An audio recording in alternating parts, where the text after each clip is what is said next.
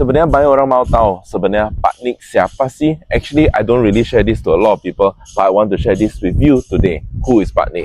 Actually, Pak Nick, I'm actually working dari Aman Logistics udah mulai 20 tahun already. Dari dulu sebenarnya saya supir di Singapore. Saya sebenarnya anterin barang dari Singapore ke Indonesia. Waktu dulu saya disupir di Singapore, bangun jam 7, tidur jam 9 tiap hari. Sebenarnya saya dulu kerja di Singapore supir ya, hampir 5 tahun lebih. Actually dulu when I was in supir, saya anterin box ke Ang Mo Kio, ke Yishun, ke Jurong, saya pernah ke Sentosa, saya pernah ke Jurong Island, saya pernah ke semua tempat di Singapore. So that's why I know how is Singapore structured. Then waktu dulu saya di Singapore, saya sering ngobrol sama konsumen. Sebenarnya mau kirim barang sebenarnya buat siapa sih? Ini isi barang sebenarnya buat apa sih? Kenapa kamu mau isi barang ini sih? Sebenarnya kamu mau barang itu, kenapa mau barang ini? Dan ujung-ujungnya when I talk to the customer, all the customer always say that sebenarnya dia kirim barang bukan buat diri, sebenarnya buat anak dia. Oh, it's for your children, buat cucu, buat suami, buat anak. Most of the time it's for the anak lah. Most of the time not for the suami. So then I started working. That waktu dulu I just knew in the company when I was umur 20 no.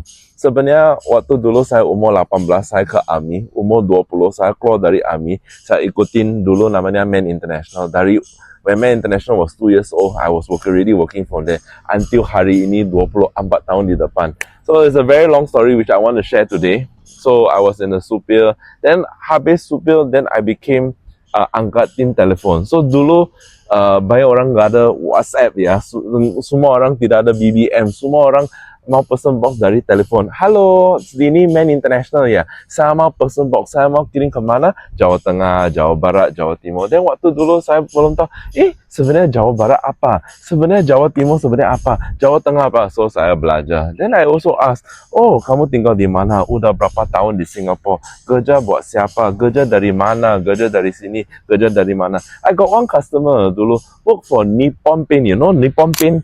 Nippon Paint, they work for Nippon Paint. And the boss, every month, waktu dulu, kasih dia $1,500 every month. I was like, wow, you very lucky. Kasih dia credit card also. So it was so many stories that I listened and so many years of working. Then I started understanding kenapa orang Indonesia mau keluar dari Indonesia kerja di luar negeri. Sebenarnya kalau saya diri sekarang ya, saya orang Singapura di Indonesia.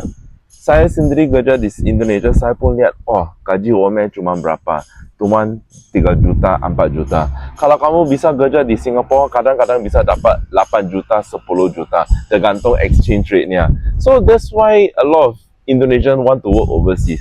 Tapi, that's a tapi. Tapi, kalau kamu kerja di luar negeri, kadang-kadang harus lepasin anak. Kadang-kadang tidak bisa lihat anak dari bayi, kadang-kadang 2 tahun, 4 tahun, 6 tahun, 8 tahun tidak bisa lihat sama dia, dan kamu cuma just kirim uang. Kadang-kadang kirim barang. That's why kirim barang lebih penting atau kirim uang lebih penting, dua-duanya pun penting. Because kalau kamu kirim 5 juta, kadang-kadang 5 juta enggak cukup buat hidup diri. Maybe buat cicil motor, cicil rumah, cicil apa, sebenarnya bisa. Tapi kalau kamu beneran mau kasih anak, itu agak susah. Because kadang-kadang di dalam box sebenarnya bukan diri beli lah. Kadang-kadang majikan kasih. Majikan orang Singapura kaya ya. Kasih HP lah, kasih inilah, kasih apa. So, kalau bisa masukin di box, harganya cuma kalau kecil 135 aja. Mau kirim ke Jawa Tengah, Jawa Barat, Jawa Timur sebenarnya tidak masalah. So, if you're a student in Singapore and you want to go home, and kalau kamu udah banyak buku, kamu tahu nggak sih, kalau airport kamu cuma bisa 15 kilo. Kalau kamu ikutin Aman Logistics, kamu mau isi 100 kilo pun tidak masalah. So ada student di Singapura mau masukin buku di dalam box pun tidak masalah. So then I work in Aman Logistics. And why Pak Nick udah 12 tahun di Indonesia? Because Pak Nick, actually what I do here is that I oversee the whole operation. Saya lihat operation of the kantor. We have our own call center. Kita dari orang Indonesia angkatin telepon, ngobrol sama konsumen. Saya pun ngobrol sama bea cukai, Pak, bea cukai ada masalah atau enggak. Banyak orang Indonesia sama banyak orang Singapura sebenarnya takut bea cukai. Dengerin bea cukai aja, bea cukai pasti tipu. Bea cukai pasti begini. Pemerintah pasti begini. Tapi hari ini saya mau kasih semua orang tahu, Salah teman-teman. Sebenarnya kalau kamu mau long term business, kalau kamu mau kerja sama orang Indonesia, kamu harus ikuti peraturan. That's why I keep saying that kita dari Aman Logistics ikutin peraturan dari pemerintah. Kalau kamu bisa isi di dalam box, saya Pak Nik pasti mau bisa. Kalau enggak bisa, saya pasti kasih semua orang tahu enggak bisa. Kamu harus bayar pajak atau enggak? Sebenarnya semua box harus bayar pajak. Tapi ya teman-teman, sebenarnya kamu dapat gratis pajak dari pemerintah. Kamu harus ikutin perusahaan, ikutin peraturan, dan kamu bisa dapat gratis pajak. Tiap tahun sebenarnya kamu bisa dapat 1,500 USD gratis pajak. But teman-teman, you have to use the company that ikutin peraturan. Kalau ada perusahaan tidak ikutin peraturan, itu ada masalah di situ. So Pak Nik sebenarnya kerja apa? So Pak Nik di sini sebenarnya kerja ngobrol sama bea cukai, tahu bea cukai peraturan, udah tahu peraturan dan kasih konsumen tahu. Oh, peraturan sebenarnya sekarang udah gini, peraturan udah gini, peraturan udah gini. Kalau kamu tidak mau ikutin, maaf ya, saya nggak bisa jamin barang kamu tidak masalah. Tapi kalau kamu mau ikutin, pasti tidak masalah kakak.